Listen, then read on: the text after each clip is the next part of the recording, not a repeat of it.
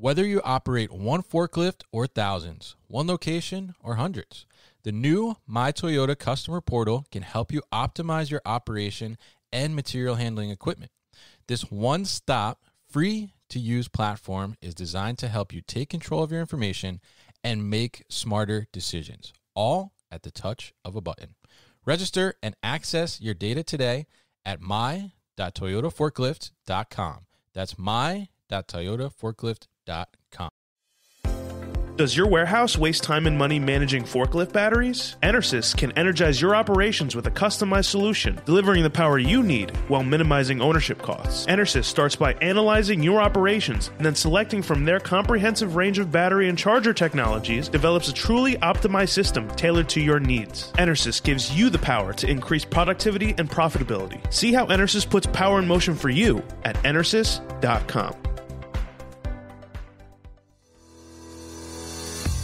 With e-commerce off the charts, many small and growing warehouses are asking, how can I get ahead when my warehouse is barely keeping up? The answer is future-ready warehouse tech from Zebra Technologies. Warehouses can simplify and upgrade all processes, from automated inventory management to hands-free picking, with Zebra's tailored, scalable mobile solutions. They're simple and intuitive. There's never been a better time to upgrade for success with Zebra. How can your warehouse get ahead? The answer's in black and white. Get the answers at zebra.com/theanswer. That's zebra.com/theanswer.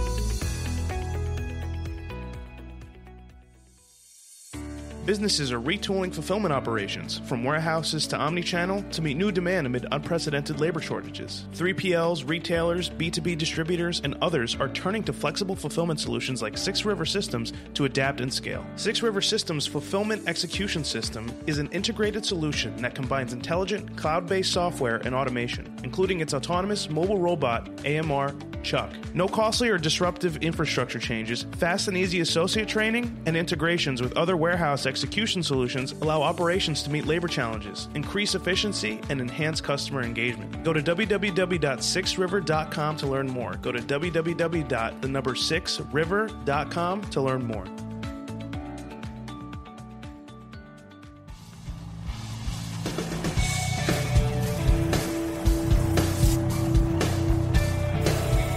The New Warehouse Podcast, hosted by Kevin Lawton, is your source for insights and ideas from the distribution, transportation, and logistics industry.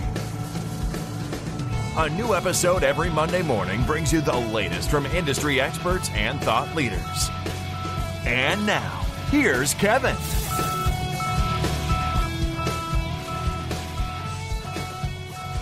Hey, it's Kevin Lawn with the New Warehouse Podcast, bringing you a new episode today.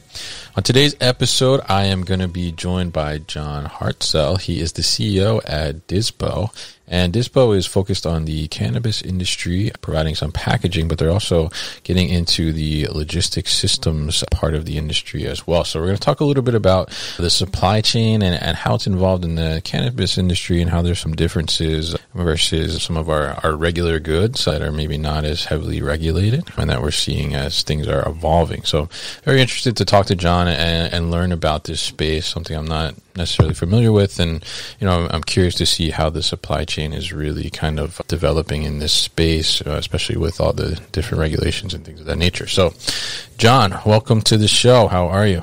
Well, doing great, Kevin. And I want to say we really appreciate the opportunity to be here and talking with your audience. I've had the opportunity to catch up with your show a handful of times and really appreciate the good quality information that you're putting out in the world. Yeah, thank you. Thank you for listening a couple of times. I appreciate that. And, happy to bring some value where we can. So you're with DIZPOT, your CEO there, and tell us a little bit about DIZPOT. What is it that you guys do? Sure. So we're about 5 years into our journey as a small business emerging in the cannabis industry. We're focused originally on branding and packaging, building brands and producing and manufacturing packaging that's customized for specific products. And over the last 2 years, it's become apparent that there are many opportunities to support the industry's evolution regarding supply chain. So recently, we've launched a division of our company called DizLogic, which is focused on moving goods from all over the world, really. I mean, components are being produced in China and Malaysia. Cones that you would pack for pre-rolls are being produced in the Philippines and India. And then there's a need to get those goods here to the United States and distributed across marketplaces here. And so we're responding to that evolution through our entrepreneurialism and good new business know-how. All right. Very interesting. And obviously, I mean, the cannabis industry itself, just you mentioned you guys are only 5 years old, but I mean, in terms of really becoming, I guess, legal in a sense of, companies and things popping up. I mean, I think here in New Jersey where I'm at, we just passed the legalization last week, I think, right? As we're recording this. So obviously, it's something that's been growing and evolving. We see some states where it's legal now, some states it's not, some states it's like some things are legal, some things are not. So, That's right. So it's very much an evolving industry and a growing one. So I'm curious, how has the supply chain, I guess, been developing with the industry? I mean, how is the demand for like a supply chain kind of focused mind or system, like you said, with the DIZLogic grown in these years? Well, over the last several years, there has been consolidation like you wouldn't believe. The license holders in the industry, and they've proliferated their multi-state operations to nearly all of the legal markets. So if you take a Curaleaf or a True Leaf that just took over Harvest or acquired Harvest, Verano, who has acquired about 130 dispensary licenses in just the last 12 to 18 months. These organizations now have supply chain needs that cross state lines, which is something you definitively are not allowed to do by federal law with cannabis material. So all of these states have disparate commercialization laws, disparate compliance regulations, and so packaging needs to be formed differently. Compliance information on that packaging needs to be written differently. And not only that, but now we've got some states that allow pre-rolls and others that don't. Some states that allow concentrates and others that don't. Some states that allow multi-hundreds of milligrams of edibles, and some states require each edible to be only 10 milligrams. And so supply chain is significantly difficult for this industry, and it's made room for organizations like ours to support what is really maybe the most disparately regulated, highly regulated market ever created. Yeah. I think it's very interesting because, like you said, there's just so many different rules, and it's by state and all these different things. So one thing I'm curious about, you mentioned in there the interstate kind of movement and things of that nature. So when you look at somebody, like you said, Curaleaf, that's, kind of, I guess, taking the market and acquiring other companies and things like that, when you have a business, I mean, typically, you look at a regular, type of product, and you have a distribution model where maybe you have like multiple distribution points and, it services an area. So are you able to do that with the cannabis industry, or do you have to have your distribution point in the same state? How does that work? Well, it's very complex. So if we're talking about cannabis material, that material needs to grow from seed to sale or from clone to sale right in the same state where it originates. And so if we're going to grow marijuana in Arizona, we're going to sell the marijuana in some form for consumption in the state of Arizona. So in that case, you will see central hubs for distribution where material will collate and then be distributed by a distributor to different dispensaries, usually requiring a manifest for that material from one licensed facility to another. So there's software out there like MJ Freeway or BioTrack. Trees is another one that folks would look at that really helps manage that intrastate commerce supply chain side of things. Ultimately, there will be interstate commerce when we see commercialization on a federal level.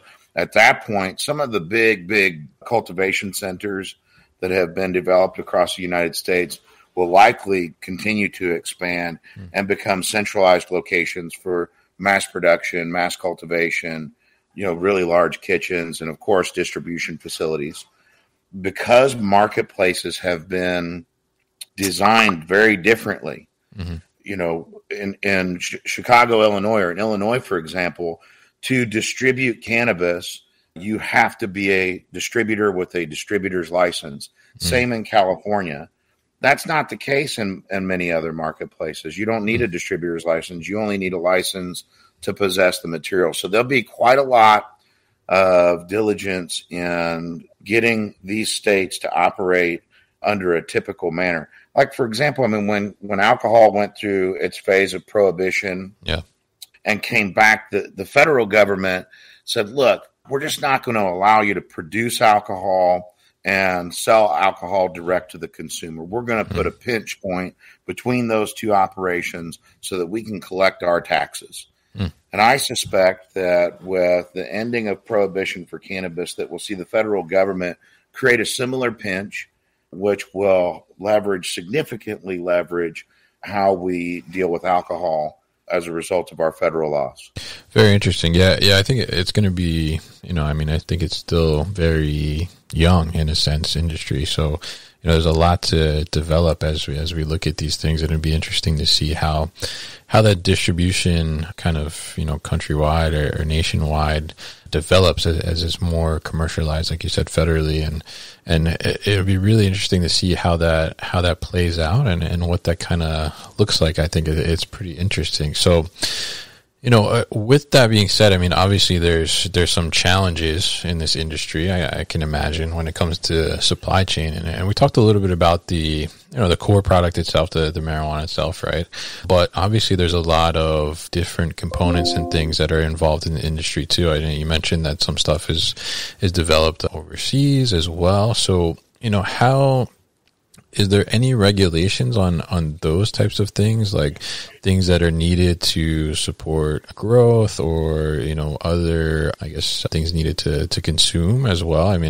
Are there regulations on those, or is that more freely moving from a supply chain perspective? Well, certainly not necessarily freely moving. One of the things that we discuss with our customers quite a lot is that if you're moving things that are specific to cannabis, like they have a pot leaf on them, or say cannabis or marijuana, or have references to cannabis, and you're moving that from many of the Asian countries. Yeah, they have incredibly strict laws regarding cannabis in some of those. Like you might die as a result of having cannabis in some of those countries. You might get caned. You might go to prison. Wow. Just think what's going on with Brittany Griner in Russia right now, being held because she had some vape pens with her.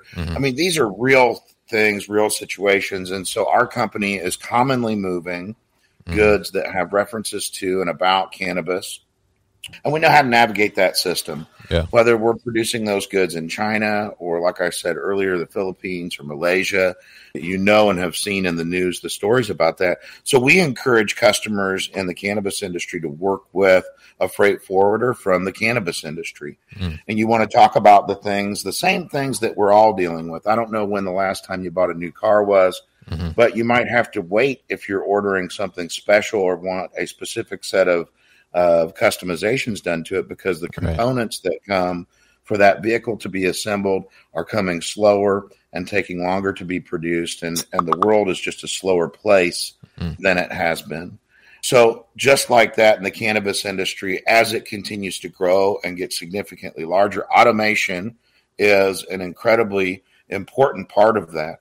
And most of the equipment built for automation, whether that is packaging flour, cartridges, is packaging edibles, is the machines being used to extract from the flower plant to get the material that goes into cartridges or other concentrates.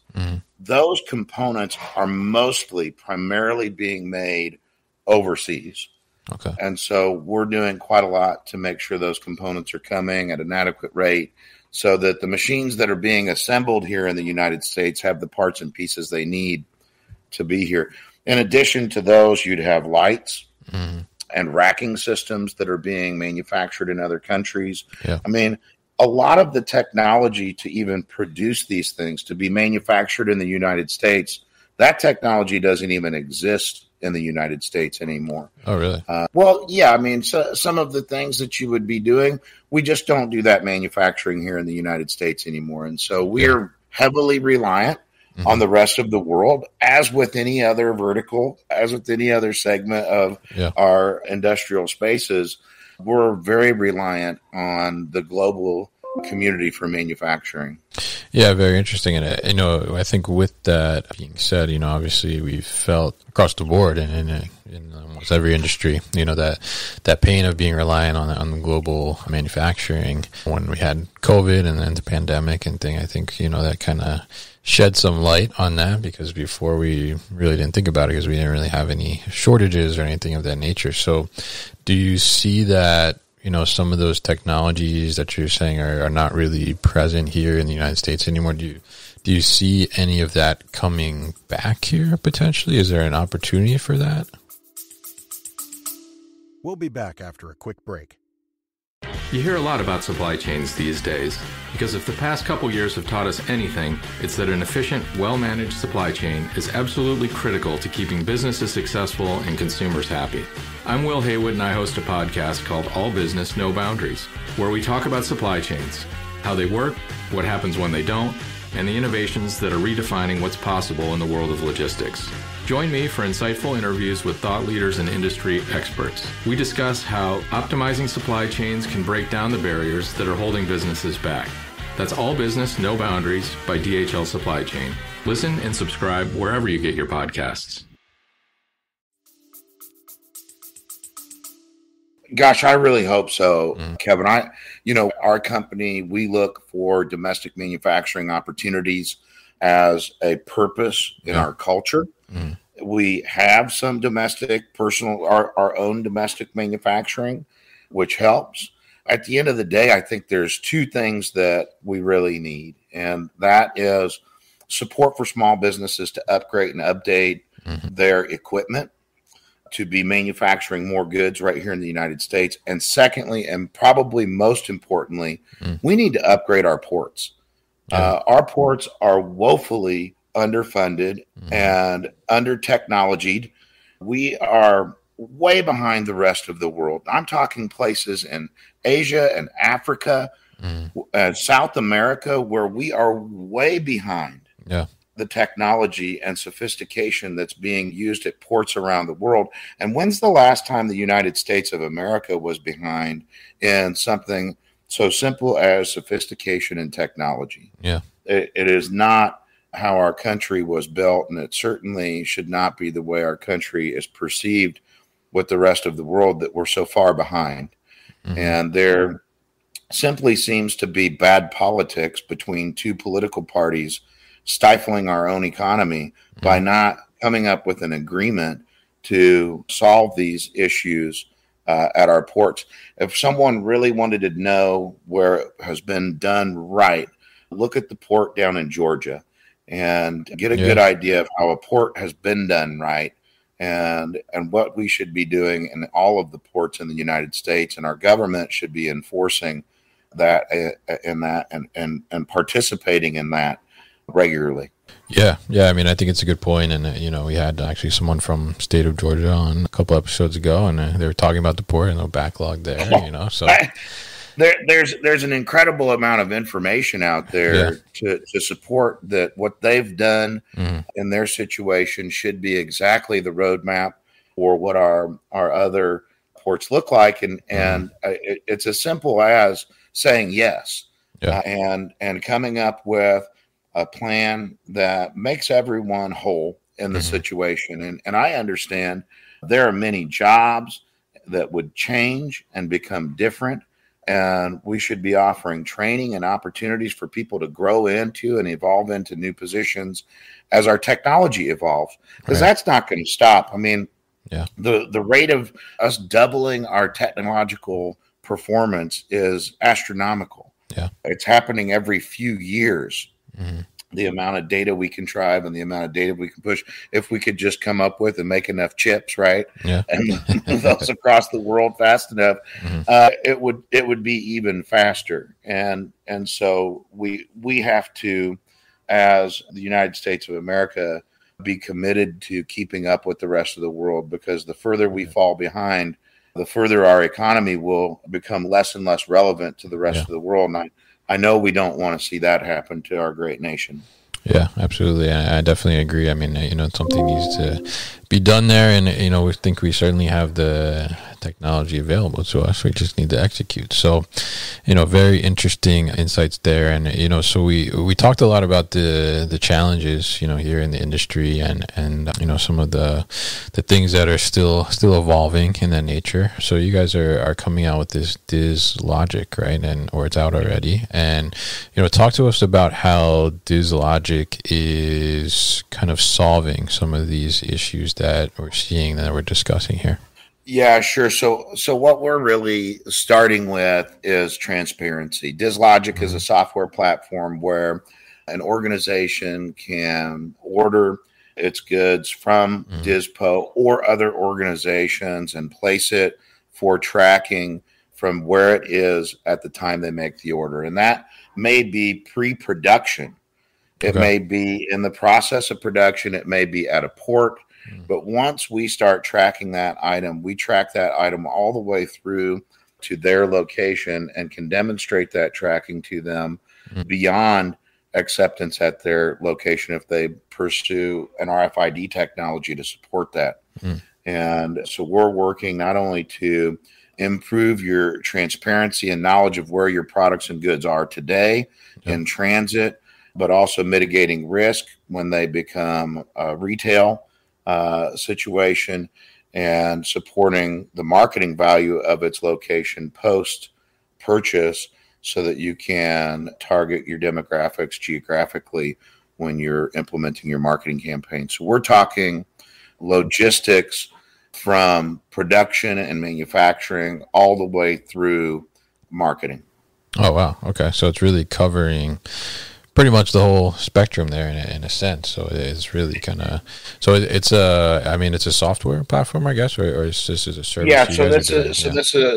That's exactly right. And we're leveraging obviously a handful of other software platforms and other locations up to and including their own seed to sale tracking software. We have an open API so that whatever ERP or business management tools they're using, this will plug right in, and it'll give them full transparency on even their burn rates of let's say, their packaging. So if they're selling 2 million eighths in 3-ounce glass jars a year, it's going to tell them at what pace they should be reordering those jars to get them the most efficiently. A lot of glass jars, most glass jars in the United States are coming from either Mexico or China. And either way, the most efficient way to get those jars here into the United States is going to take you somewhere between 12 and 16 weeks. And depending on where you make those jars, your cost is going to be at a certain level, and your shipping cost is going to be at another level. It's more expensive to produce the jars in Mexico, but less money to ship them. Less expensive to produce the jars in China, but more expensive to move them. And so what DIZLogic does is gives you an opportunity to see where your costs are going to lie, and if you can mitigate any of those costs by extending your timelines, increasing your order, decreasing your order, improving your manufacturing artwork to create less colors for printing plates, depending on what the item is, it will be a location that really mitigates overall cost on both production, manufacturing side, and on your logistics supply chain movement side. Very interesting, and it sounds like a very robust platform. And I'm sure it's going to solve a lot of the issues that some companies are facing, and especially probably starting out as well. I mean, it sounds like a big boost for them. So definitely a very good thing that you guys are doing for the industry there. And John, it's been great to talk to you and hear about some of these supply chain challenges, which are probably a little bit different than a typical like consumer goods company, right? So it'd be very interesting to see how this evolves, and I'd be happy to check back in with you and a little later as things start to change, and maybe we start to get to that federal level, as you said, on commercialization and how that kind of impacts the supply chain overall. So John, if people are interested in learning more about DIZPOT, how can they do that? Yeah. Hey, Kevin, first of all, thank you so much for having us on again. I'd like to invite any of your listeners that are in the freight forwarding and supply chain business to be very much in touch with us. We're looking to find the best experts and the best people to help us build our business, and we'll do that right alongside them. And we believe that working in cooperation is always better than in competition. They can reach me at hartsell@DIZPOT.com or visit our website, DIZPOT.com. That's DIZPOT.com, or on social media by at DIZPO_PKG. Got it. And we'll put all the information at thenewwarehouse.com as well, so people can easily find it. So, John, thank you once again for coming on the show today. You've been listening to the New Warehouse Podcast with Kevin Lawton. Subscribe and check us out online at thenewwarehouse.com.